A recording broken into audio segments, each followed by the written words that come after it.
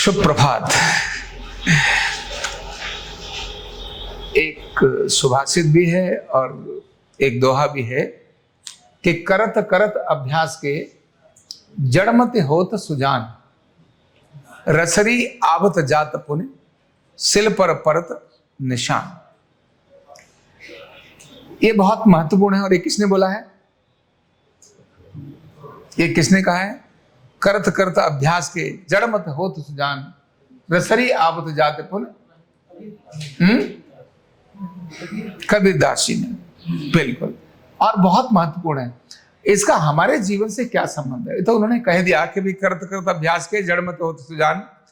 आखिर एक जड़मती जिसकी बुद्धि बिल्कुल जड़ है, वो सुजान कैसे हो जाता है? सुजान कैसे हो जाता है? आखिर उसका विज्ञान क्या होगा? तो जब कोई व्यक्ति एक ही काम को लगातार लगातार करता है, तो ध्यान भी यही है। ध्यान का मतलब है कि जिसका बार बार अलग जगहों पर ध्यान भटकता नहीं, एक ही जगह पर है। जैसे रस्सी एक जगह पर कंटिन्यू काम करती है तो क्या हो जाता है? पत्थर पर भी निशान डाल देती है। तो इसीलिए वो कहते हैं कि करत करत अभ्यास के, किसी भी काम को जब जान करके उसी को अभ्यास करते हैं तो उसमें भी जो जड़मती है, जो बुद्धि वाला व्यक्ति, जिसको कम बुद्धि वाला व्यक्ति है, वो भी सुजान हो जाता है, मतलब उसका बड़ा तज्ञ हो जाता है। ऐसा कैसे होता है? तो हमारा मन और हमारा तन दोनों ही किसी भी काम के लिए एक साथ लगते हैं तो रिजल्ट आता है। सामान्यतः व्यक्ति का तन लगता है लेकिन मन गायब हो जाता है। एक जगह लगता है लेकिन मन भटकता रहता है। यार एक करूं, पहले बड़ा जोश होगा, करते हैं, इसके बाद थोड़े दिनों के बाद उसका मन क्या होगा? भटक जाएगा। क्योंकि मन का काम है भटकना। मन का तो काम ही है। अभी थोड़ी देर ये अच्छा लग रहा है, थोड़ी देर के बाद वो खराब लगने लगा, फिर दूसरा अच्छा लगेगा।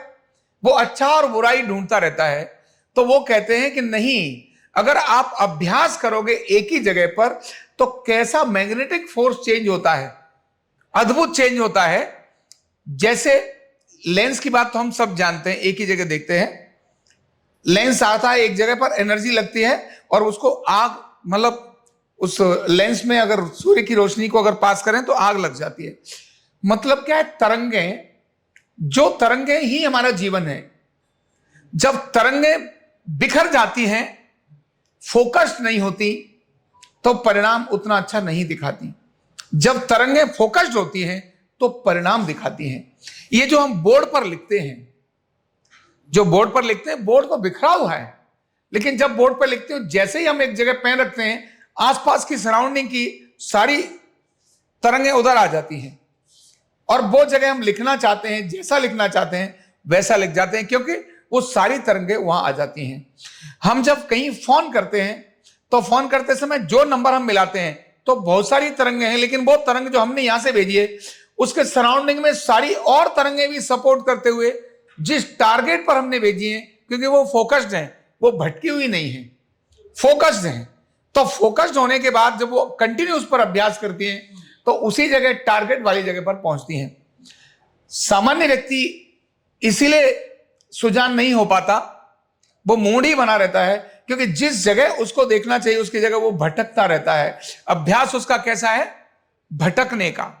थोड़ा समय ये किया फिर भटक गया, थोड़ा समय वो किया तो भटक गया। तो भटकने के कारण से परिणाम निकलकर नहीं आता। दूध में से जब हम दही जमाते हैं, दही में से जब मक्खन निकालना होता है, तब भी फोकस्ड होकर के क्या करना होता है? अभ्यास करना होता है, उस बिलोनी को उसमें घुमाने का लगातार लगातार अभ्यास करना होता है। जैसे ही अभ्यास करते हैं तब उसमें से मक्खन निकलने लगता है। मन को संकट आते ही भागने की स्थिति में आ जाता है। जैसे ही वो वहां जम जाता है तो कठिनाइयां भी अपने आप में जबरदस्त मार्ग, कठिनाइयां दूर होकर अपने आप में एक मार्ग में निकलने लगता है।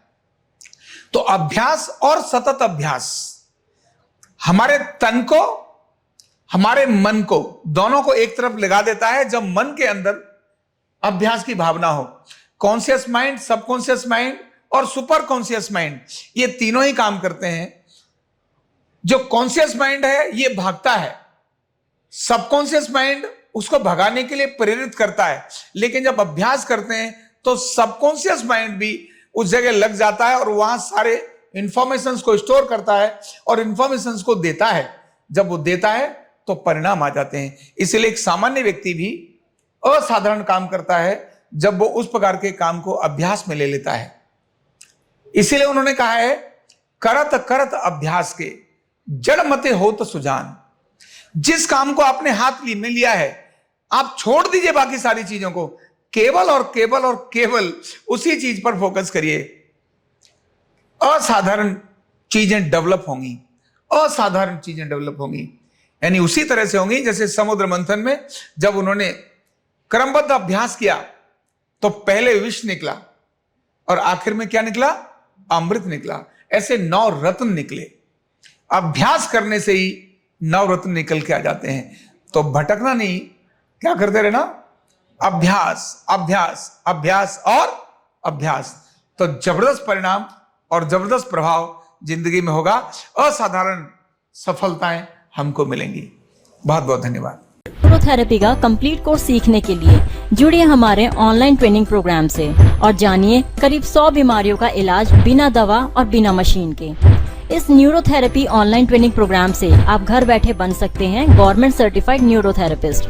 रजिस्ट्रेशन के लिए नीचे दिए गए नंबर पर अभी कॉल करें और हाँ, हमारे वीडियो को लाइक करना, शेयर करना और चैनल को सब्सक्राइब करना बिल्कुल भी ना भूलें। धन्यवाद।